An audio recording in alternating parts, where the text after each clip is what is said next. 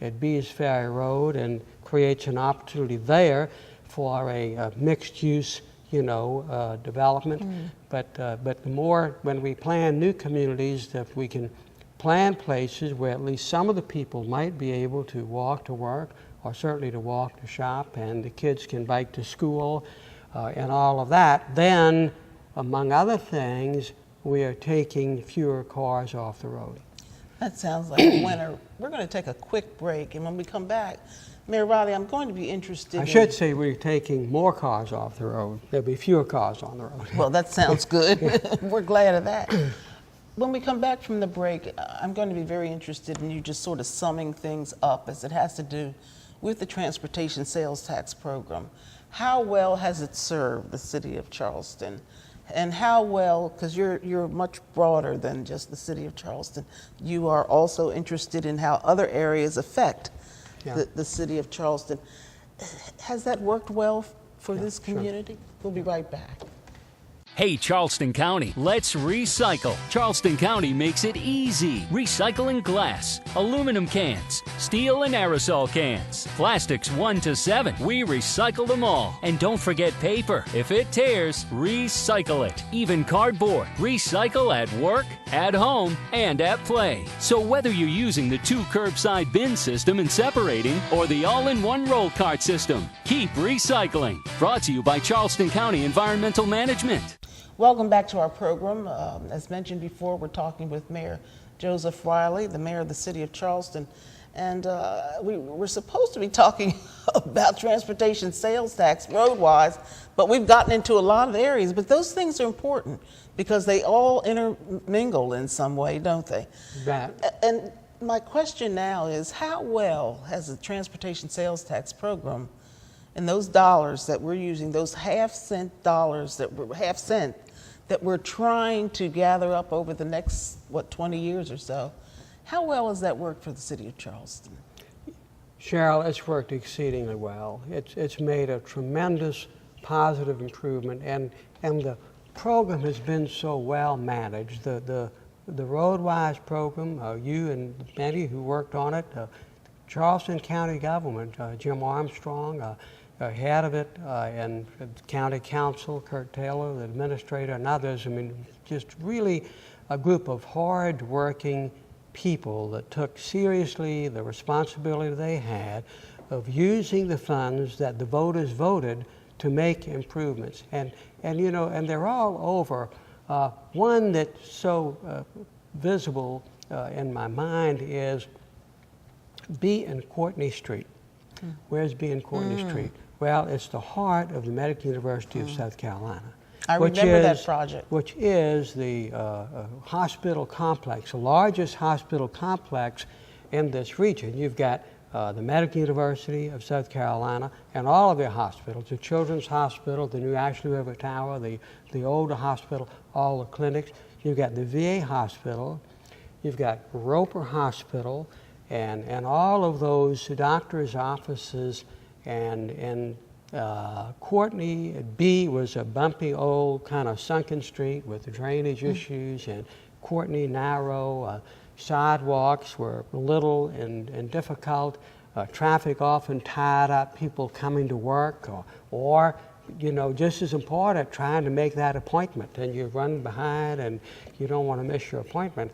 And that wonderful design and investment by Roadwise was transformative to that area, and that's exactly what's going to happen at Bees Ferry, which is now under construction. And of course, and another thing Roadwise does, which is something we all want, is in the design of a highway to make it more attractive.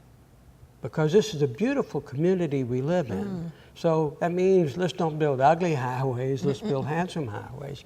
So at Bees Ferry, there's going to be a landscape median in parts of it, as well as I mentioned, the 10-foot bike and pedestrian path, alongside. And the careful work at Wesley and Folly and Highway 61, trees to be careful not to move and get some sidewalks in there, and all of that. I mean, they've really done a splendid job. They're moving traffic off of McConnell and Magwood and 526. So it's working for the city of Charleston and the rest of the county. Working for the whole community, and they do a great job. There's some discussion about the other half penny.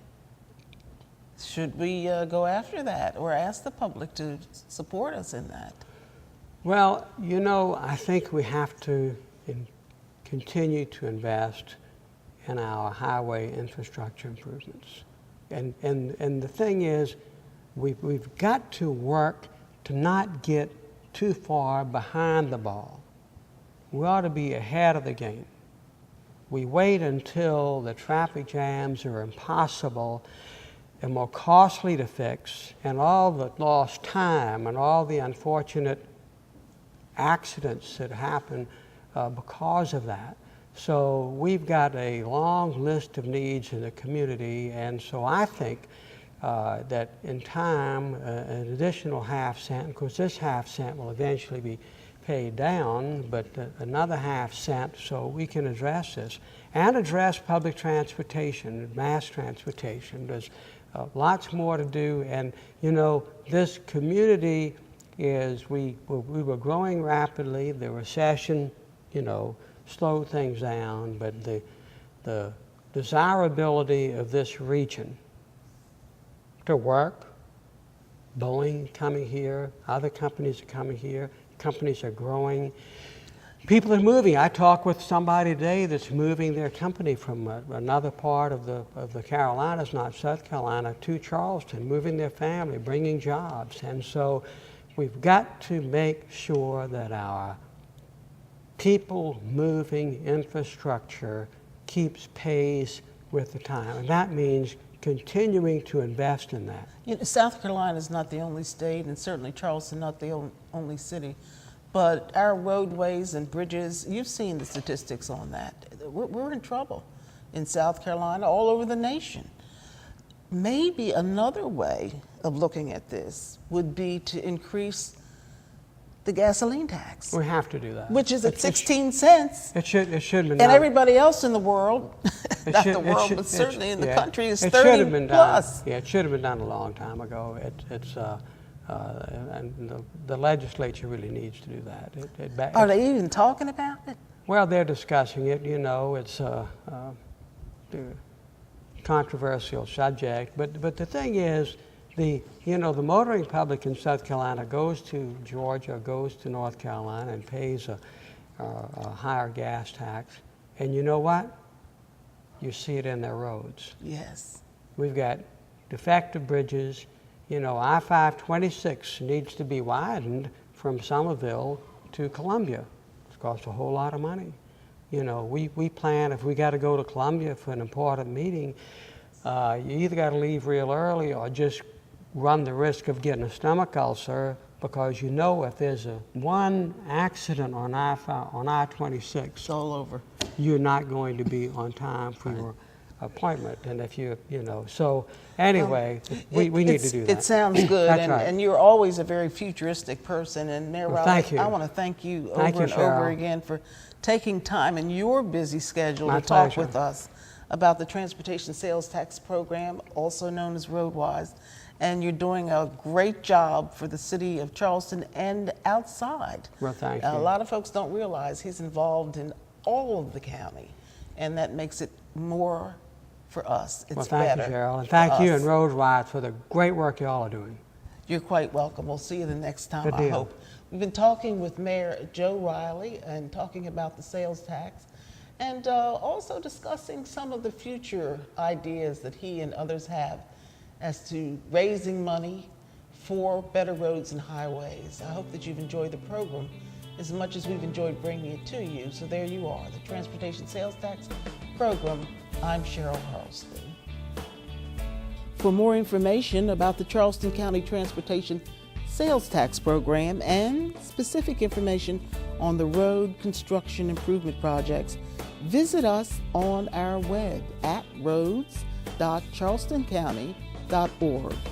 Also, connect with us on Facebook and Twitter at CC Roadwise.